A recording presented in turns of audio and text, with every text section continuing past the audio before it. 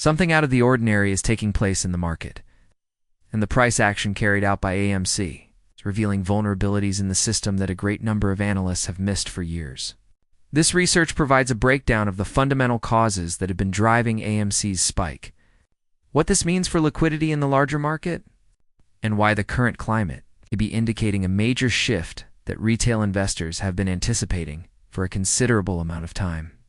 AMC has demonstrated a significant upward momentum over the course of the most recent trading sessions, which raises questions regarding the factors that are actually driving this rise. It is widely believed that the rise can be attributed to the recently introduced AMC Popcorn Pass. However, this explanation is not supported when historical data, general market conditions, and unusual activity within collateral markets are taken into consideration. It would appear that what is taking place is far more complex than a straightforward loyalty reward program. There were reports from several financial outlets that the Popcorn Pass initiative, which is a program designed to enhance customer interaction, was the cause of the most recent 6.5% gain that AMC experienced. It was earlier in the week when the stock experienced a rally of 1.77%. These identical storylines were utilized. In spite of this argument runs counter to the market behavior that has been observed over the course of several years, during which AMC has consistently reported high attendance numbers, increasing concession sales, and improving revenue trends without seeing any significant price appreciation. During earlier periods, AMC frequently excelled beyond the expectations of analysts. The company continued to open in the red on the same earnings days. The sudden fundamentals matter now argument is difficult to take at face value due to the historical trend that has been observed. If these reasons at the surface level were the underlying drivers, then AMC ought to have responded positively to previous victories that were fundamental in nature. Now, however, the stock is moving amid a period in which liquidity stress, collateral deterioration, and structural market pressure on short positions are becoming increasingly obvious. This is the difference. Issues such as dark pool routing, synthetic share creation, failure to provide cycles, and the use of big technology stocks as collateral for short schemes have been brought up by retail traders for a considerable amount of time. In spite of the fact that many of these worries were disregarded in the past, the current circumstances are in line with what those warnings recommended. An illustration of this would be the extraordinarily high off-exchange routing.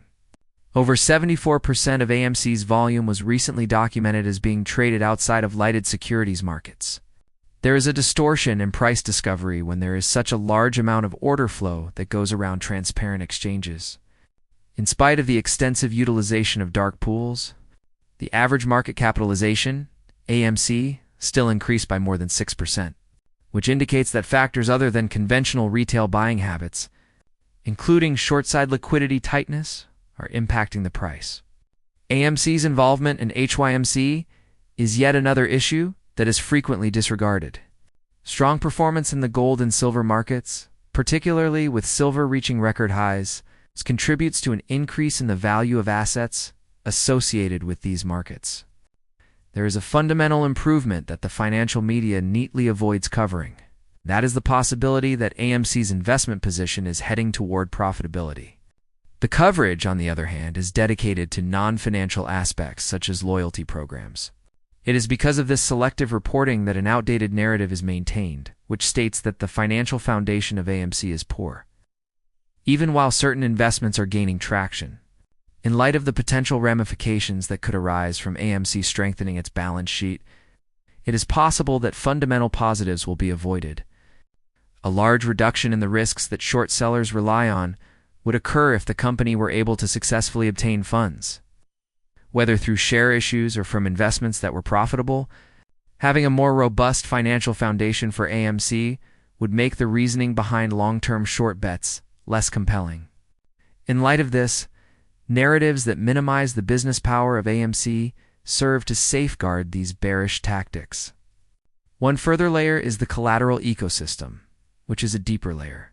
It has been brought to the attention of traders that high V-value technology stocks, in particular NVIDIA, appear to be used as collateral against short positions in meme stocks like AMC and GME. in the event that NVIDIA has a significant decline while simultaneously AMC and GME are experiencing an increase. This may indicate the possibility of a collateral unwind. The trend is difficult to deny because it has been seen on multiple occasions that this association exists. When notable investors who had previously taken long positions in these meme stocks start commenting again, the situation gets even more fascinating. Recently, Michael Burr, who was an early role in spotting cheap positions in businesses such as GME, indicated that he intends to expose the whole backstory of his involvement, in addition to his current short positions in big AI stocks. This new information comes after Michael Burr made the announcement. In addition, the timing has garnered interest from all segments of the market due to the potential role that these equities could play as collateral.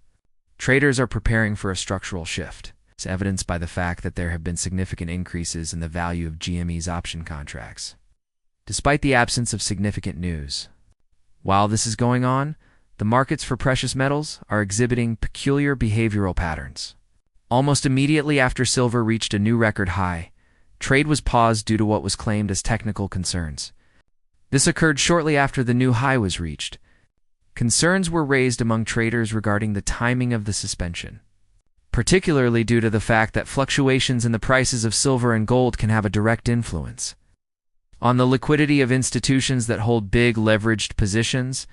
There is a strong indication that there is a great deal of stress going on behind the scenes when commodity markets exhibit small order books, anomalous wicks, and quick recoveries.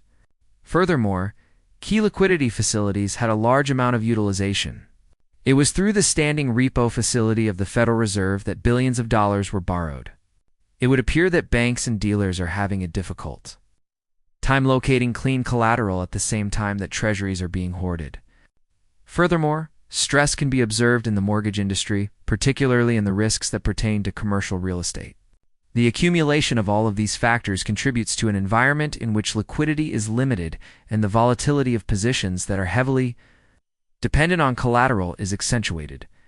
A similar pattern of symptoms is being observed in overseas markets as well. The frequent interventions that Japan has been making to stabilize currency markets are a reflection of the global liquidity squeeze. In the meantime, headlines in the United States market aim to portray key events in an unrealistically optimistic light. Even when the data that underlies the headlines appears to be bad. As an illustration, a noteworthy sale of a high-value property that occurred at a significant loss was depicted in a good light, despite the fact that broader financial indications indicated that wealthy market participants were experiencing stress. As a whole, these data points offer a picture of the conflict that exists inside the system about liquidity. As a result of a decrease in the value of collateral and a restriction in the availability of liquidity, short positions that are dependent on those collaterals fall under pressure. Consequently, this creates a situation in which stocks with big short interests, such as AMC, begin to increase. Despite the fact that narratives in the media say that the movement is triggered by something insignificant, although the popcorn pass may be a successful marketing initiative, it is evident that the magnitude of AMC's recent price movement is more closely aligned with the dynamics of the market as a whole, as a result of the volatility that is occurring across a variety of industries, including technology, commodities, and real estate. Pressure is continuing to build up beneath these leverage positions.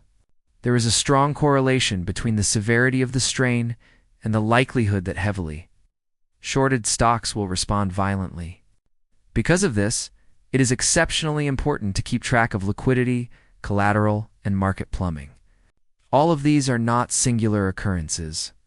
These signals are interrelated and help explain the movement of AMC in a far better way than headlines that are only superficially relevant. I'm sorry, guys, but it is all we have now for you. Regarding the stock of AMC, what are your thoughts? Participate and share your thoughts with us in the comments section right below. You are appreciated for watching.